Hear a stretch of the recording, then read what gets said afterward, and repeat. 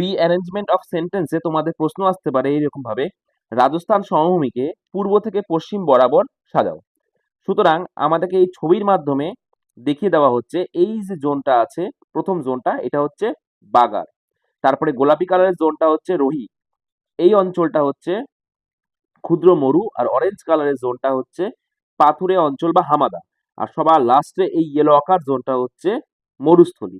সুতরাং আমাদের যদি প্রশ্ন আসে, সুতরাং আমরা এইভাবে সাজাবো, দেখো বাগার 1, দেন রোহি 2, ক্ষুদ্র মরু, হামাদা আর মরুস্থলী।